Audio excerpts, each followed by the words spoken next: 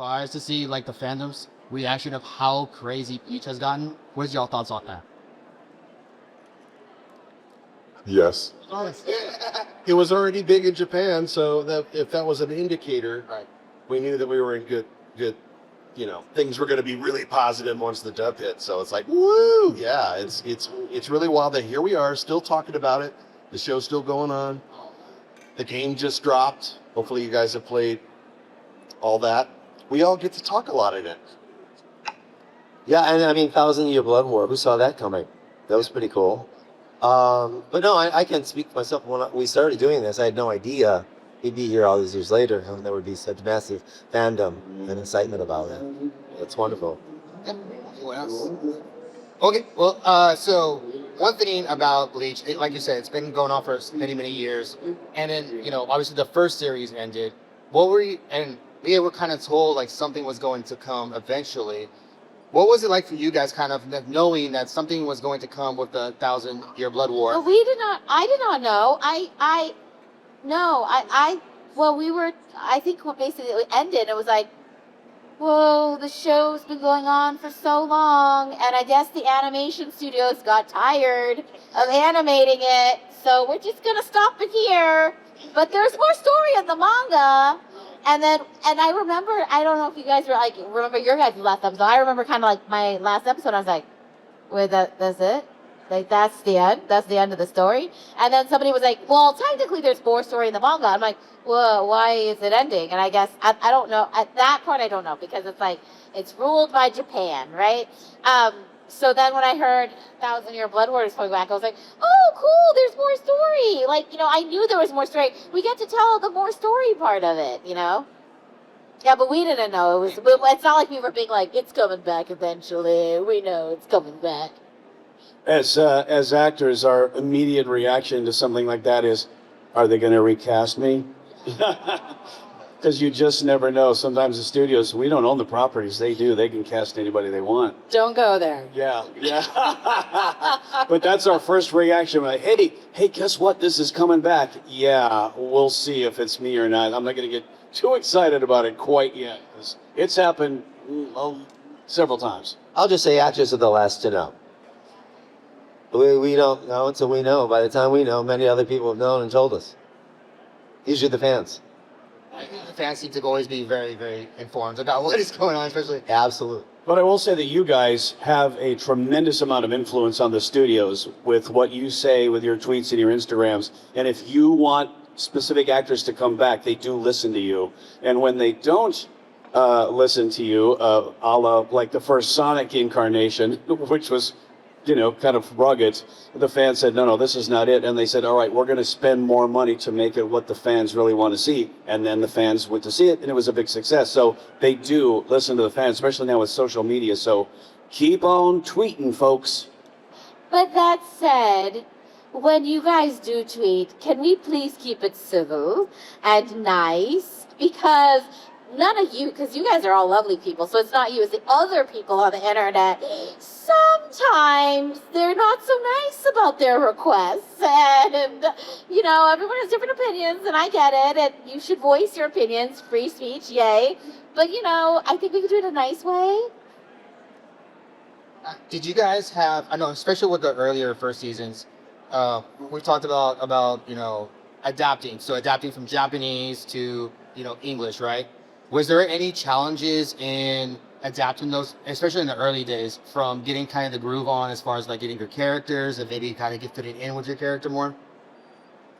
Yeah, I could talk to adapting. I was the voice director for the first 4 years of Bleach, and we worked heavily on the localization to find kind of a happy medium of vernacular that felt colloquial and familiar and comfortable, but we had to honor that it was very much in Japan.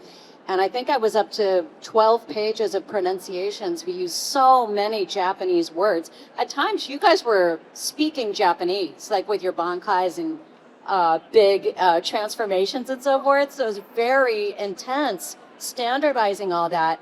And so I came up with a system of actually recording the correct pronunciation, and then we could reference that anytime in our pronunciation guide. So that was a huge part of honoring the Japanese and also finding a happy medium in English. I just think that's a lot. What else you guys? Did you guys have any kind of difficulties of finding your character and kind of adapting it a little bit more to you guys? Now, for me, I mean, Tone is, he's a comic relief. He's a puffy little perv. He's a nut. He wants to be, he's a mod soul stuck in a little plush body, trying to do what everybody else does, and he gets stomped on. He was the most liberally adapted. We just basically, we let you do your thing. Yeah. And that's what we started requesting the writers to incorporate. Actually, you were setting the mold kind of for the character. Yeah.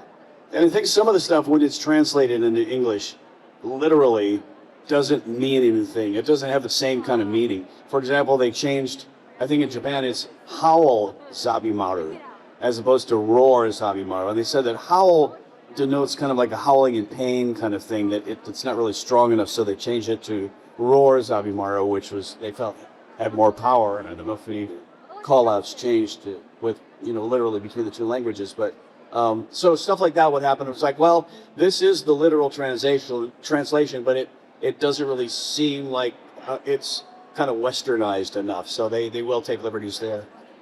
Yeah, for those who don't know about the dubbing process, 9 times out of 10, the actors are just a complete blank slate. We show up, we're basically doing a cold reading, and the director catches us up on context, what's going on in the thing. So finding the voice is usually just, working hand in hand with your director, who is also working with the writer, who's sometimes even the client or, Viz or whatever, Japan may listen in on a session or two to help set the tone, which is very helpful.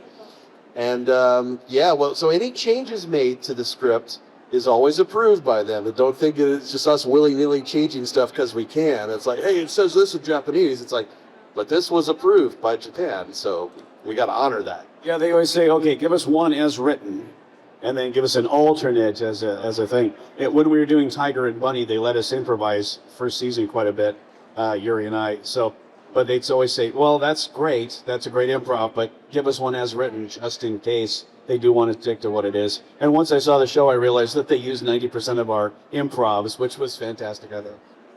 Yeah, I call it bum coverage. Let's go ahead and get exactly what's written, and that's in there always. You can find those takes when they go to mix, and they can actually sort through various takes that we have in tracks. But we will often try some crazy stuff and go way out on a limb and try to enhance the performance and make it more localized. And then often they will take those takes, but they will say, well, could we hear what the original sounds like too? And it's like, yeah, we got that too. Yeah. Well, ladies and gentlemen, it's Wendee Lee's butt coverage for a limited time only. Now in booth number 4524. Sorry, I'm fresh off of the 18 plus etchy shows. Sorry. So the amazing thing about dubbing, for those of you who don't know, is it's a combination of, we're acting, but there's a rhythm, there's timing, so there's a musicality to it. And so you're doing multiple things at once and making it believable at the same time. Now, as far as you guys, all your characters are very drastically different from one another. What do you guys do to kind of get yourself ready before you go to the booth? Do you kind of amp up? There's a lot of screaming. What are some of the things you prepare for yourself before you go into record? I think you'd be surprised how little preparation is necessary, to be honest.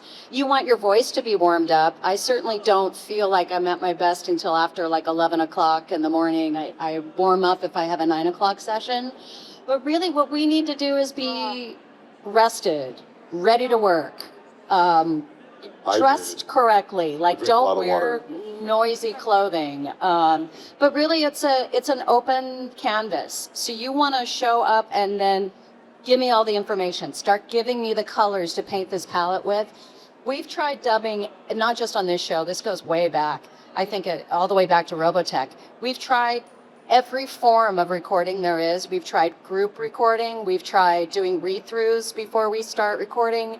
We've tried working with pairs of people, but what it really breaks down to is very musical.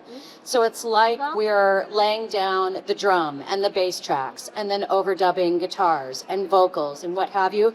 We even break down the scripts in a very musical way. So we're always emulating music. It's a very musical experience. So it all comes together kind of like a melody. Anyone else? Prep before or headspace or what's something to kind of get you ready to go before you go to the booth?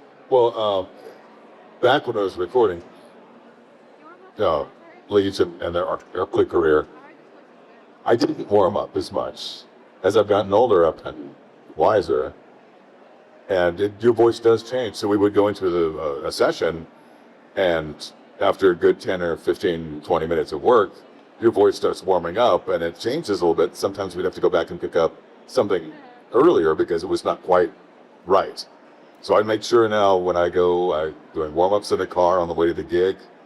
So then when I arrive at the studio, I'm nice and warmed up and resonant. But then there's also rest and hydration and breathing. Very important. Okay. Now kind of getting delve into your characters a little bit more. Out of all, for all of you guys as well, is there anything about your characters that you find exciting that's least like about you? So like you have all your different characters, right? So I guess let me phrase that better. Do you have something about your characters that you think you like about them, but that is not who you are? Like that is not something like an attribute that you guys have of them. Besides like, soul reading and martial arts and all that stuff. I am a very good cook.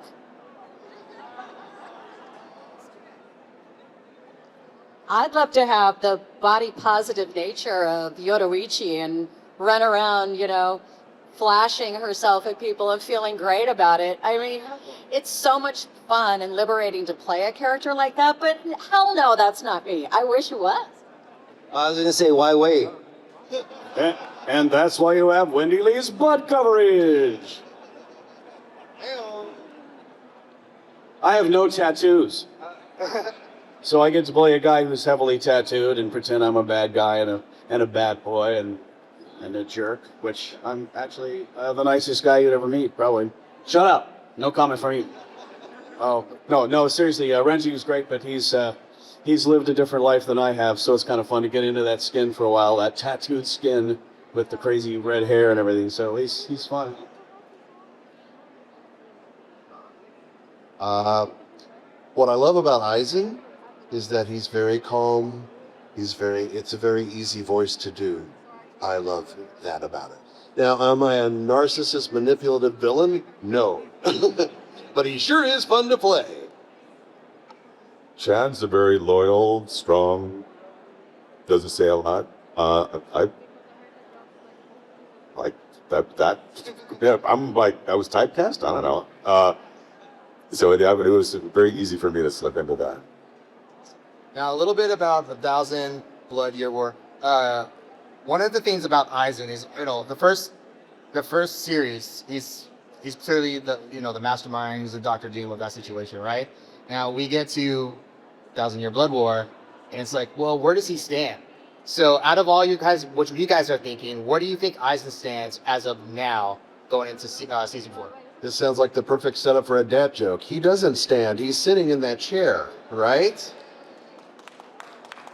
He's rocking the eye patch. He's just going to sit in that pimp throne and just watch it all. And of course, it's all he ever says is, all according to plan. Is it though? I don't know. Maybe he just adapts to what's going on around him. I don't know. You guys think about Aizen's going forward, 1,000 Year Blood? The only way to go is forward.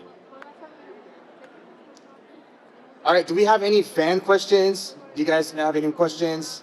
Yeah, meet you down here. We can talk about that. Kyle and I have a band, and the thing is, we write lots of songs before we do the sessions. Yeah, there you go. That's right. We sit here, we record Bleach. We got Aizen, Renji, Ko, Yoruichi. We got all the people up here. All right, what's your name? What's your question? My name's Noah. I had a question for Kyle. So, Oh my. yeah, if you could choose for yourself what a Bankai for Aizen would be, what do you think a fun idea for that would be?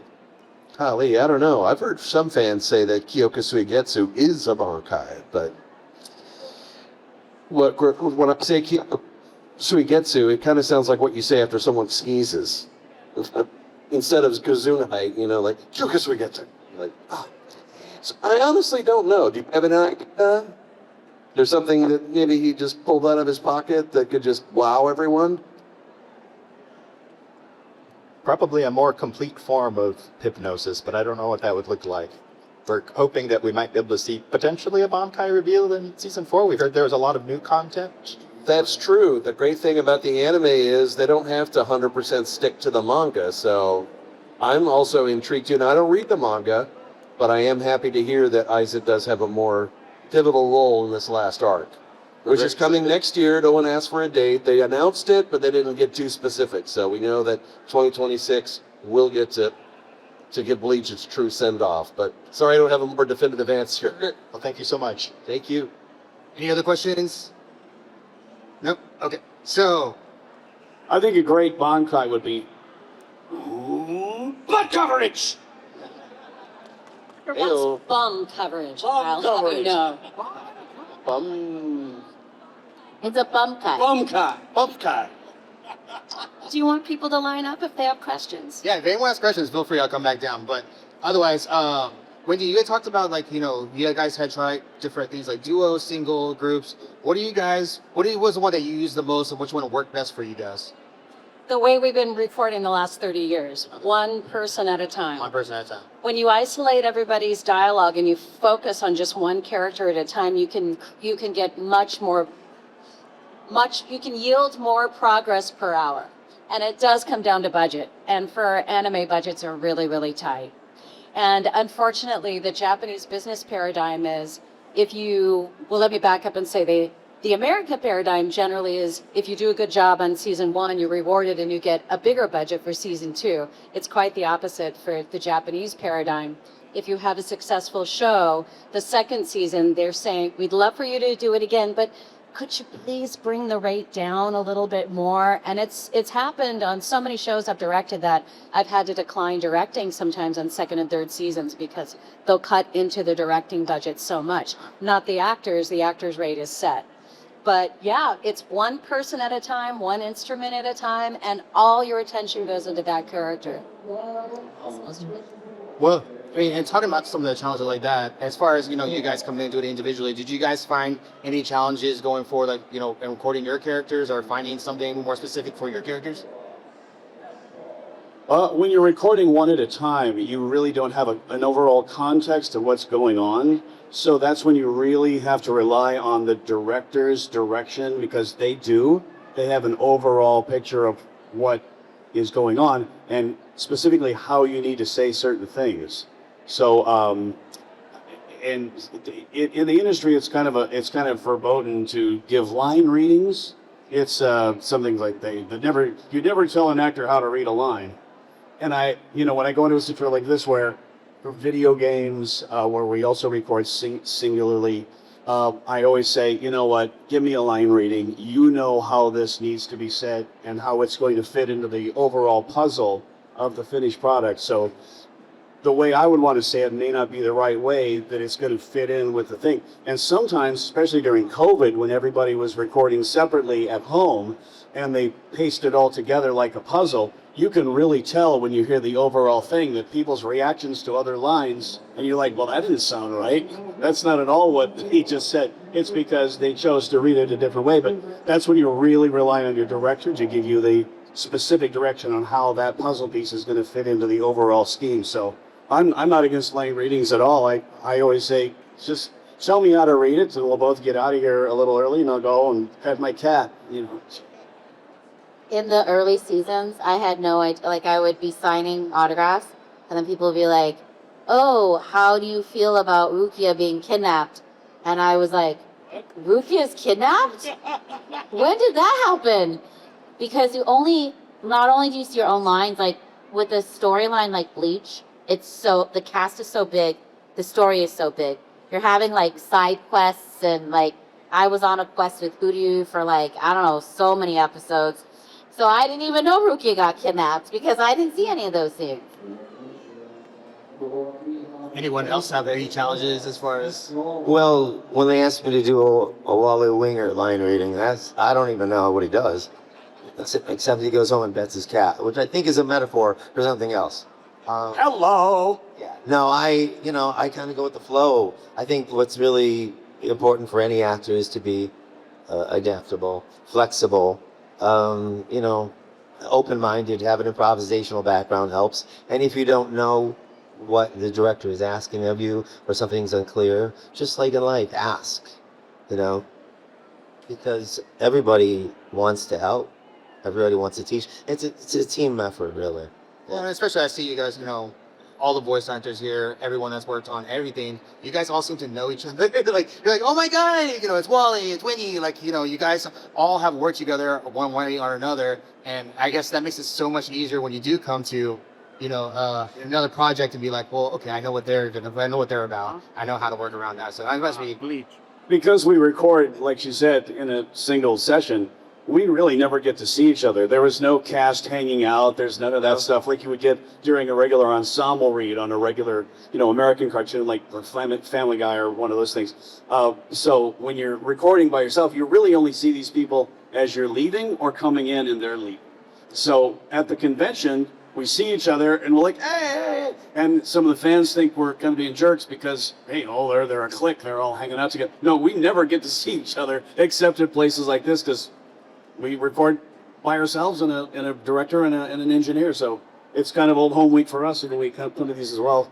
So it's fun for us too. It's a fabulous reunion, and it's also wonderful to be able to get the feedback that we get from you guys, because it's not like being on a stage. We record in a studio, so it's very insular in that respect. So getting to hear your thoughts, your love, your interests, your take on things, your favorite lines, your favorite scenes, and how it's touched you is a real gift to us.